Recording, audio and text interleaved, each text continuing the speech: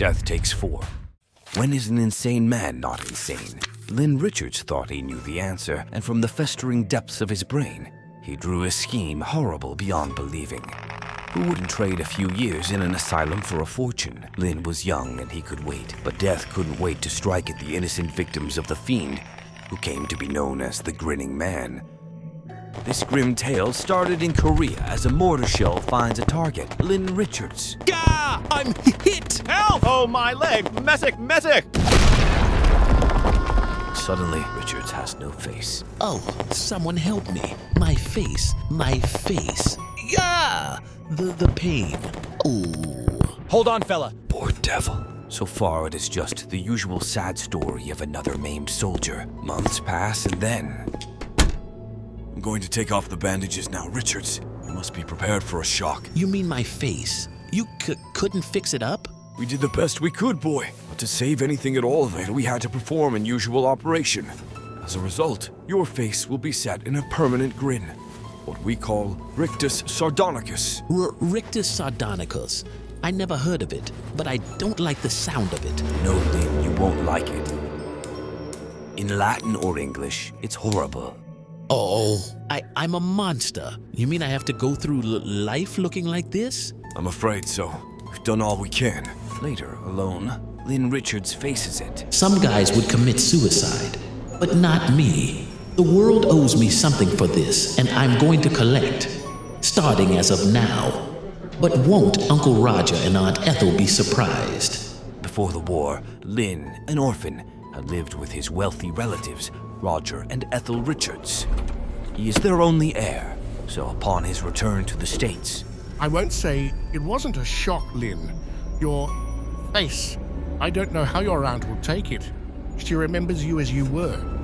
And there's Anne, of course. I know, Uncle. I look like a drooling idiot, like a crazy man. And I've tried not to think about Anne, but I can't help my face.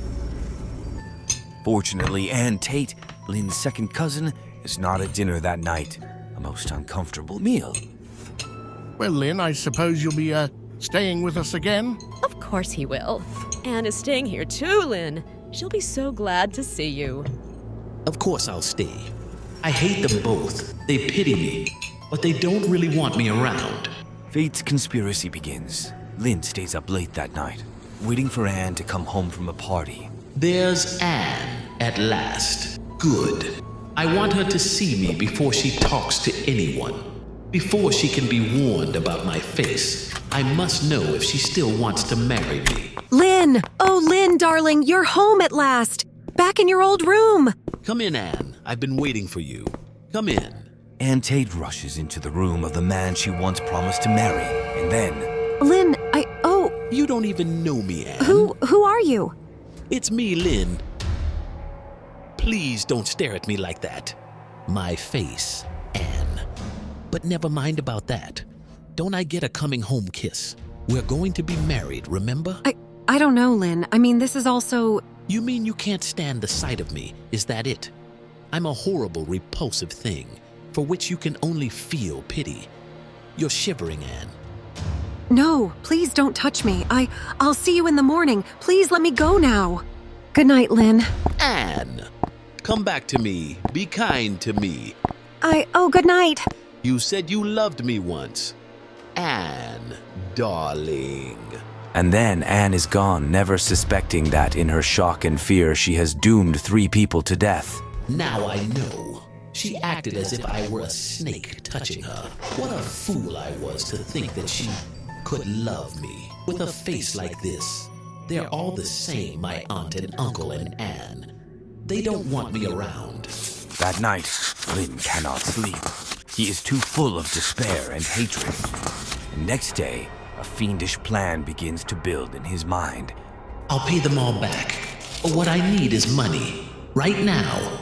If I only had money, people wouldn't mind my face. Even Anne wouldn't care. Now where is that old family history? Unwittingly, Uncle Roger gives Lynn the clue he seeks and signs his own death warrant. At least the family historian was honest, Uncle. Didn't try to cover up the facts. No, what you've read here is quite authentic. Your great-aunt Kate was mad, insane. She killed her husband, but of course she couldn't be executed. She died of old age. That night, in the garden, he perfects his gruesome plan. I'll do it. It's foolproof. There's insanity in the family already, and with this face, I look insane. They'll think the war affected my mind. Afterward, I'll give myself up and spend a year or two in an asylum pretending to be crazy.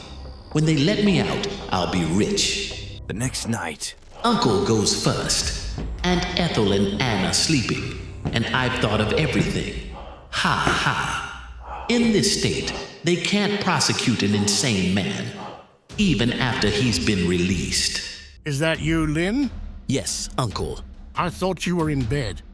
I've come to pay my last respects. Goodbye, Uncle. What? Your last? Sorry, Uncle, but I'm crazy. Don't know what I'm doing. When they question me, I won't even remember. their horrible deed over, Lynn goes upstairs to complete his night's work. Uncle took a long time to die, but at least it was quiet. Now for Aunt Ethel, while Anne sleeps. Blast. I didn't count on Aunt Ethel locking her door at night. That means I'll have to wait until morning and use my other plan. Anne will be awake, and I'll have to be careful. Anne watches from her door, and a strange fear stirs in her. How strange. What could he have wanted with Auntie at this hour? And that wire in his hand? So Anne hesitates and is lost. Instead of calling the police, screaming, running, or anything, she goes back to bed. Poor Lynn, I do feel sorry for him. And he senses my pity and hates me. But can't stand the sight of his poor face. I'd better leave first thing in the morning. While Lynn's cunning brain switches easily to his alternate plan. It must be the poison then. Too risky to strangle my aunt with Anne awake and close by. Because then I might have to hurt Anne, and I don't want to do that. Morning comes at last. Won't Aunt Ethel be pleased to see me bringing her breakfast? Anne, too.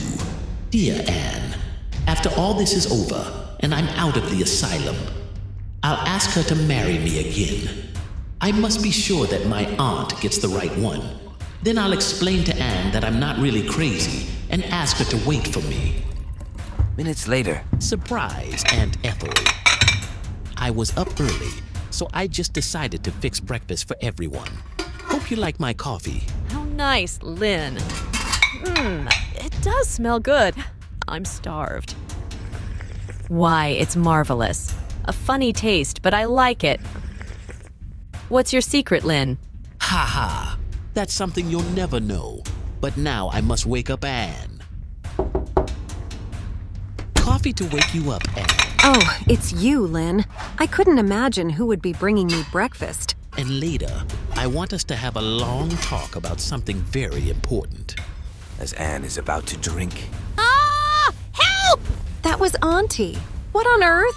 I'll go see Anne. You better stay here. No, Anne, stay here. You mustn't go. I've got something to tell you. Let Aunt Ethel die. Die? Well, what have you done? Let me go this instant. You're insane. Alert now, and terrified at what she sees in his face, Anne rakes him with her nails. You creature! You horrible, insane thing! What have you done to Aunt Ethel? Don't call me insane. You don't understand, Anne. I'm only pretending to be insane so I can get the money. A moment later. My throat! Help me! The coffee? I think poison! Auntie! Oh my gracious! He's murdered you! But maybe there's still a chance! Anne, wait! You little fool! I won't hurt you. Let me explain.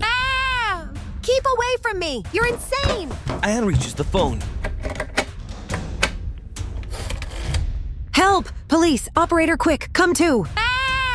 Help! Murder! No use, Anne. Nobody can hear you now. Listen to me. I'm not really crazy, and I'm not going to hurt you. Don't you see? I'm only pretending to be crazy to get the money. But you are! You're mad! Crazy mad! You killed them both! I hope they hang you! As Anne tries to run for her life, she trips over the corpse of Roger Richards. I'll get away, you fiend! You won't! Anne, come back here. Ah! Oh, she tripped. And She's dead. Struck her head. But I didn't mean to kill her. Only the other two. Oh, Anne, why didn't you listen to me? now Lynn Richards puts the balance of his plan into effect. Hello, police. Ha ha ha ha ha! Come and get me. I just killed 3 people. Ho ho! He he he! Hurry up before I kill some more. I liked doing it. You are nuts, mister. What's that address? Ha ha ha! Later, as he plays his insane role to the hilt. Come on, buddy. You're all through killing. No. Let me go. I have to stay here. I have to kill someone else. This one is a real psycho. Still later, in an observation ward. It's working. They're convinced I'm insane, and they can't do a thing to me. In a couple of years, when I'm cured, I'll be free and rich. Now several months pass, and Lynn Richards has been committed to a state asylum. Wonder where the doctor is. He wanted to see me. Hey, these papers are about me. My case. I'll bet they're getting ready to release me. A terrible scream builds in him as he reads the paper. Case history. Lynn Richards. Patient is incurably insane. Dementia precox. Has common symptom of thinking he is sane, while he pretends to be insane, and no, it isn't true. I'm not really insane. They're lying. The fools. Can't they see I was only pretending? Next morning, when his room is unlocked... Poor man. Hung himself with the belt from his pajamas. Probably just as well. Yes, he never fooled anybody but himself. He must have finally realized that he really was mad.